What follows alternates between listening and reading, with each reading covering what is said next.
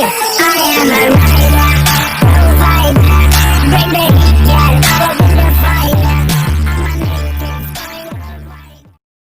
की शुरुआत में प्रिंसेस रो रही होती है। देन प्रिंस वो आते हैं और उससे पूछते हैं कि वो ठीक है। तो प्रिंसेस बताती है कि उसका कंधा दुख रहा है और खुजली हो रही है। तो प्रिंस कहते हैं ये अच्छा है, तुम रिकवर हो रही हो। और अंकल कहती है कि वह मेडिसिन यूज़ करे। इस पर प्रिंसेस कहती है कि तुम यहाँ पर क्या कर रही हो, और कहती है कि उसके कंधे दोनों ही उसे हर्ट कर रहे हैं। तो रॉन्गर कहती है कि हम इस सकी को बुला लेते हैं। प्रिंसेस कहती है नहीं। देन कहती है कि उसे कुछ दिखाई नहीं दे रहा है, यहाँ पे सब कुछ डार्क है, उसे कोई चाहिए जिसके साथ रहे। तो प्रिंस कहते हैं क्या सुयू यहाँ पर नहीं है क्या। तो प्रिंसेस बहाना बना देती है। देन प्रिंस कहते हैं कि वह समझ गए। देन वो प्रिंसेस के पास जाते हैं और कर्टन क्लोज करते हैं। देन सूजिया और लान प्रिंसेस के असिस्टेंट का मुंह बनकर बाहर ले जाते हैं और रॉन्गर प्रिंसेस के पास जाती है। तो प्रिंसेस को लगता है कि प्रिंस है और वो प्रिंस को समझ के कहती है कि आप काउच पर जाके सो जाइए। तो रॉन्गर कहती है ये अच्छा आइडिया नहीं है। और रॉन्गर की आवाज़ सुनते ही प्रिंसेस काफ़ी ज़्यादा गुस्सा हो जाती है और उसे दूर करना शुरू करती है और कहती है कि मैं सो जाऊँगी तो तुम मुझे मारोगी। तो रॉन्गर कहती है कि तुम्हें कौन मारेगा, सो जाओ। लेकिन प्रिंसेस बहुत ज़्यादा चिल्ला रही होती है। तो रॉन्गर कहती है अगर तुम ऐसे चिल्लाई तो मैं तुम्हें मारूंगी। देन प्रिंसेस प्रिंसू को हेल्प चिल्लाना शुरू करती है और प्रिंसू उनकी लड़ाई की आवाज़ सुन के मुस्कुराते हुए वहाँ से चले जाते हैं। देन सुबह प्रिंसू राजा के पास जाते हैं जहाँ पे उन्हें गोल्डन सील मिलती है। देन राजा बताते हैं कि मैं चाहता हूँ कि तुम केस को इन्वेस्टिगेशन करो तो तुम्हें सेना की ज़रूरत होगी। तो प्रिंसू कहते हैं कि मैं गिल्टी हूँ। तो राजा कहते हैं कि मैं तुम्हें चांस दे रहा हूँ अपनी मिस्टेक को सुधारने का। तो प्रिंसू कहते हैं कि प्रिंस आन के साथ फेयर डिसीजन नहीं होगा। राजा कहते हैं तुम तो तुम्हारे रॉयल अंकल को जानते ही हो कैसे हैं। देन कहते हैं कि तुम अपने रॉयल अंकल को थैंक्स कहना क्योंकि उन्होंने कहा था कि इससे वापस से प्रिंस को हैंगओवर हो जाए। और कहते हैं कि तुम डिसमिस हुए थे अपनी जॉब से फुरोंग की वजह से। तो सोल्जर तुमसे अभी भी अपसेट है, तो तुम अपनी लेजिमेंट वाइफ से शादी करो या फिर फुरोंग को डिवोर्स दे दो। तो प्रिंस इस पर डायरेक्टली कहते हैं कि अगर सोल्जर मुझसे अभी भी अपसेट है तो मैं ये सील नहीं ले सकता, आप फिर से ये सील प्रिंस आन को दे दीजिए। देन वहाँ से वे चले जाते हैं और राजा गुस्सा हो जाते हैं। देन से शिफ्ट होता है बाईशी फेंगयाली जाता है लिटरेचर के लिए क्योंकि फूजा उसकी मदद करना चाहती थी।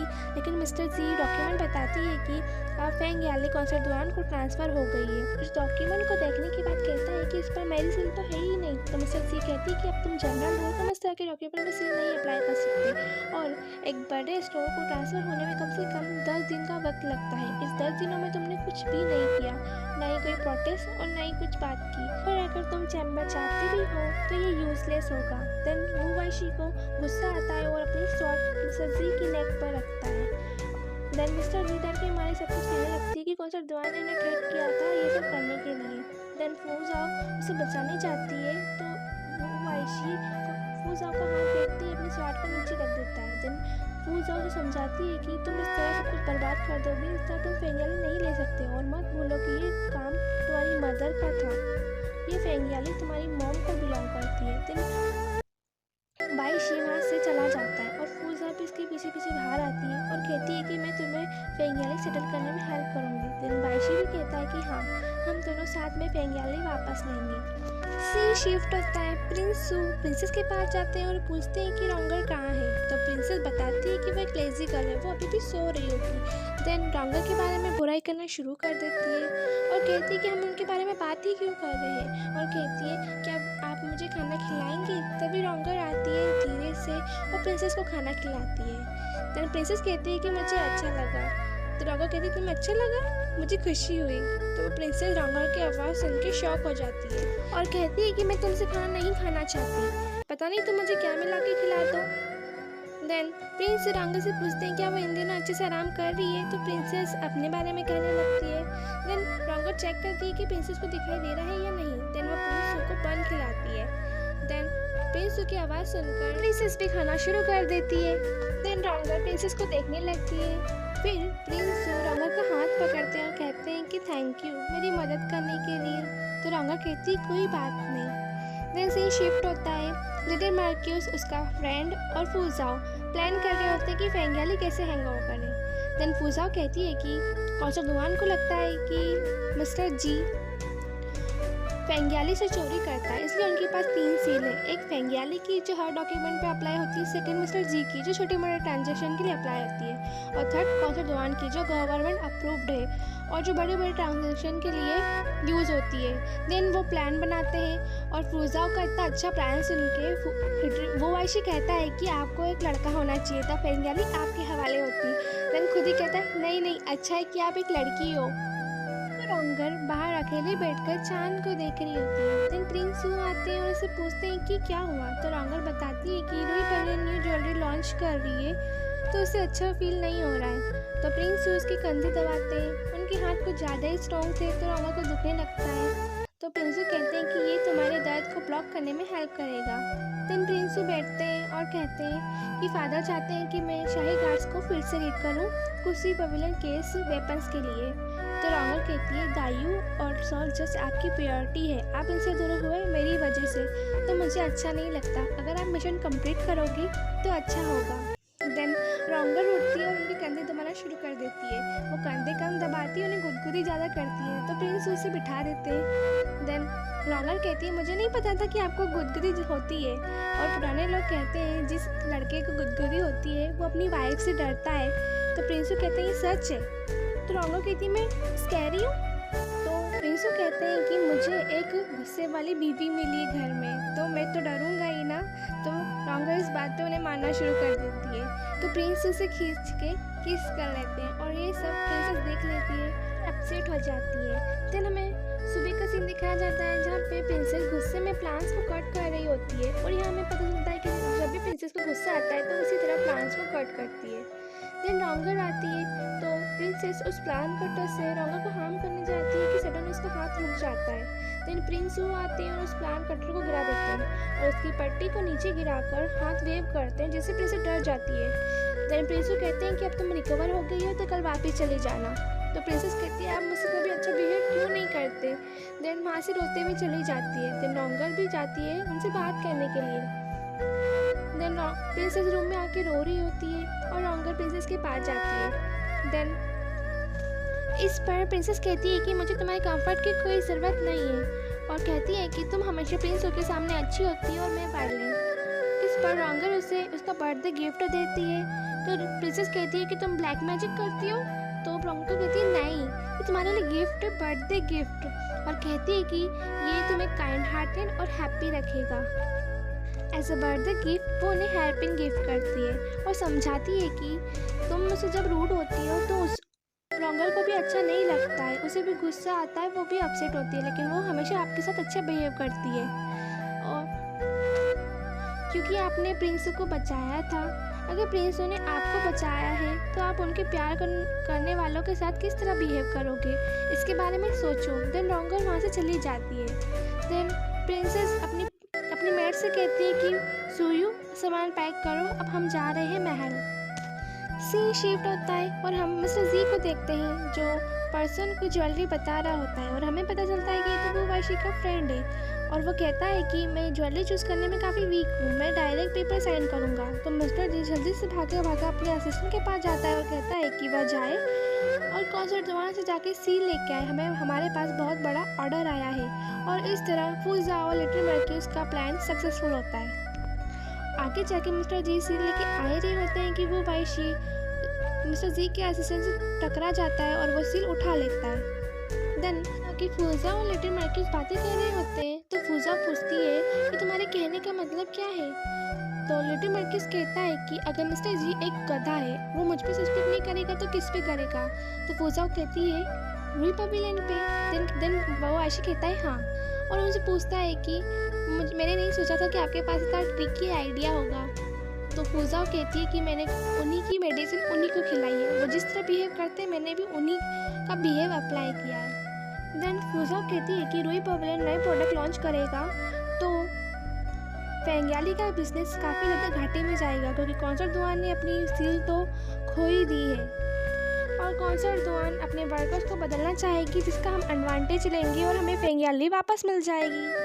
सी शिफ्ट होता है और हम रूई पवेलियन में देखते हैं जहाँ पे रॉन्गर न्यू ज्वेलरी लॉन्च करती है।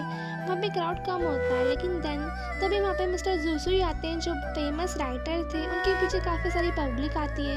देन रॉन्गर मिस्टर जूसुई से बात करने के लिए चली जाती है और रूई पवेलियन में काफ़ी ज़्यादा ढेर सारी भीड़ हो जाती है। तो रॉन्गर प्रिंस आन से कहती है कि आपके आने से पहले हमें यहाँ पे इतना क्राउड नहीं था। तो प्रिंस आन कहते हैं कि मैं तुम्हारा लिटिल फ्लावर हूँ, मैं तुम्हारी इतनी हेल्प तो कर ही सकता हूँ।